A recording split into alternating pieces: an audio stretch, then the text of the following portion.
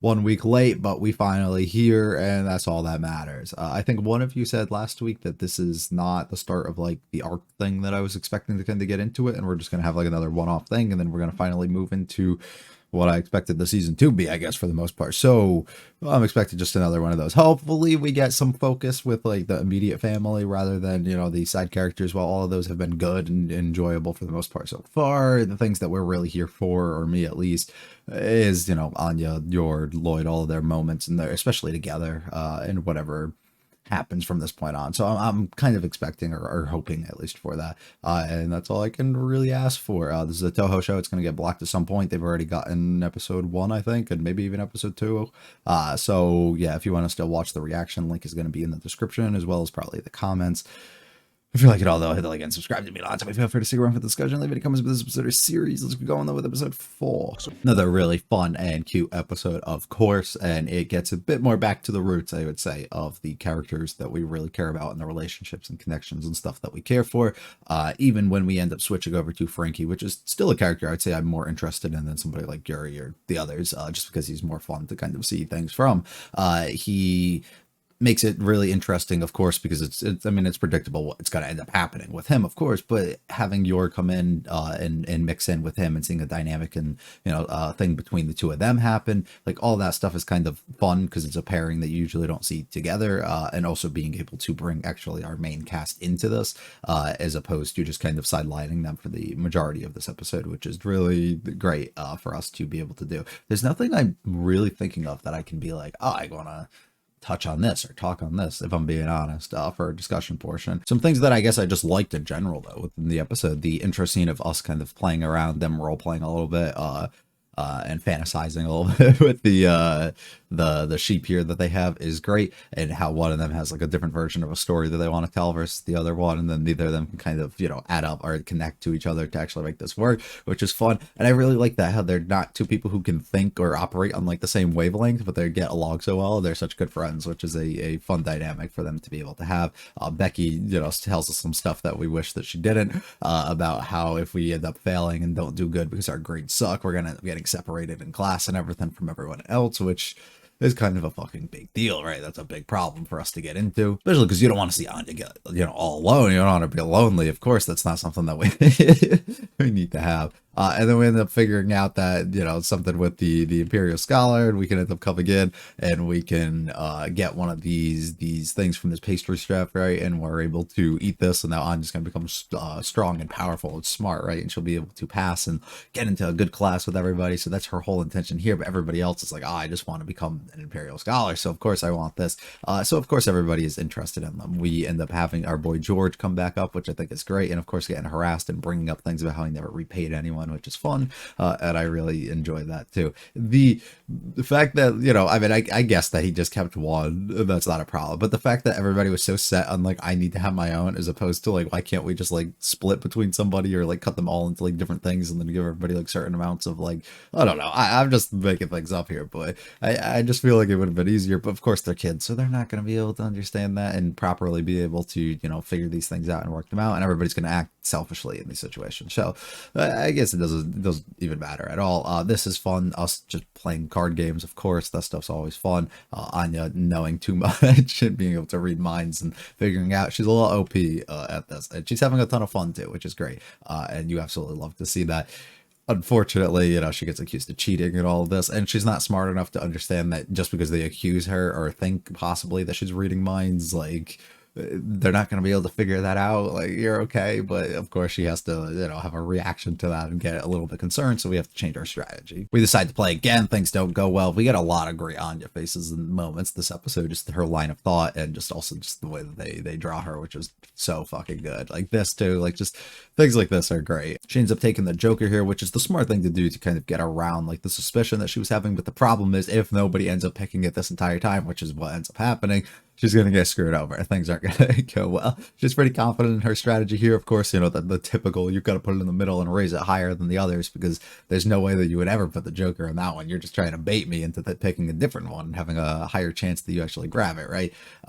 She has a really bad tell, of course, every single time she's hovering over, or anybody's hovering their hands over a card that possibly could be the Joker or something that she, is okay with them taking. She gets extremely happy, but destroyed when they go towards anything else. She's so easy to read, so Damien just destroys her for the entirety of this. Till we get left with 1v1 here, and it comes down to this. This was like, easy to figure out that this was going to happen. And I've talked about this extensively with this series, how it does such a excellent job because of the way that they write the characters in the comedy. But it's not like, I guess, unique, like, in a way, and it's not something that usually like throws you off. Once you like have the foundation of what we're setting up and we're doing here, it's pretty predictable the direction that they plan to go. I mean, this entire scene and the sequence of what was going to happen, it was pretty obvious the moment that she decided to change up, or it was pretty obvious she was going to win the game a bunch. She had to do something. She's going to change it up. She's going to get stuck with the Joker. One person, Damien specifically, is who she's going to end up against. He's going to end up feeling bad because he could read her tell, and then he's going to end up feeling bad for her because of his feelings and other things that he struggles to sort out or tell himself that it's okay, to feel the way that he does. And then she's going to end up winning. And then at the end, they're going to end up splitting one, even though he doesn't end up taking it because that's just, his energy that he gives, right? And he's not okay with that. But it was going to be the offer that counted. It's the same thing that happens in the later one with Frankie. And it's pretty like obvious the direction that it's going to go. Either she's going to have a boyfriend or she's just not going to be interested. It's one of the two. And it's not going to matter. He's doing all of this and wasting all of his time for nothing, of course. Damien turning red as hell in this moment. It's great too. And I just love how he gets so angry. And he's like, I don't need your fucking help. And like doesn't want her handouts. Whatever though. Everybody else just eats them, but it's fine. I love how she powers up. The power up moment is probably the best portion of this entire episode, in my opinion. Her powering up and just us instantly like really quickly transitioning through her working through the exams and her homeworks and everything. And she's like really locked in just for a face like this at the end when she ends up getting 4 grades on everything. Her ancient lit score is being high, and then Lloyd questioning this. I don't know if this is something I should read into a little bit more, something that could be relevant or important later, or if he's just questioning why like she's good at the one thing that literally like makes no sense because they don't really like use it or teach it or anything. So why the hell is she good at only that? I don't understand either. We end up getting fun moment again. The whole Frankie one kind of gets brought up here. They talk about different organizations and stuff that can be involved at some point or might be important. I love his widespread like amount of connections that he can reach out to and figure out what or if any of them can help him find this cat and how serious they end up taking it. And then I love just, the your moments with him and being able to help. He has all these different inventions and things because that's literally what he does. He's able to, deploy these fake cats and stuff to try and figure out and use sounds to find the bell, and then being able to use the catnip here and be able to try and get a bunch. They get way too many. You're just constantly spinning around while he's bringing out different things and trying to catch. This is great. And that ultimately doesn't go well until we take out his 10 years of experience. He takes out his fucking exosuit and things go not so good, because this cat is way too fucking smart and knows exactly what it's doing. I love you being so strong that she can just rip this off and just takes it for nothing and just ruins all of his time. Poor dude. But she ends up getting it. We get a great moment too when she's like fucking flying at the thing, and I love that. Ultimately gets his dreams and his hopes shattered here. She ends up being already in a relationship, and it's not what he wants. He plays it off cool, but then he walks away and he cries, of course. The end sequence with Yor is really, really good too. Just her, feeling like it's okay, and she's doing a good job of acting normal and convincing these other people, that her fake life is actually real, which is fun. And I just love how angry they all get to her or towards her about her, being in one, and it's almost like they're bragging and stuff. They are kind of fucked up though for constantly, picking on her like this, especially, but whatever. And then she ends up getting a call, and it's time for her to have another mission, which we end up not seeing. So I'm assuming that's going to lead into next week, which I am very excited for. I believe so that the 5th episode will begin the cruise ship arc, which I've heard from majority of people that it's like the best part of this entire series. So and I'm assuming, I mean, I don't know for sure, but I'd guess it would go like the entirety of the rest of the season. Maybe not though. It literally could just be like 2 or 3 episodes, like the Bond thing. But apparently it's just really good, so I'm excited. I thought the entire season was going to be like focused around something similar to it, so it's fun to kind of see that we're going to get at least a few episodes with it, and now it is finally coming around to it,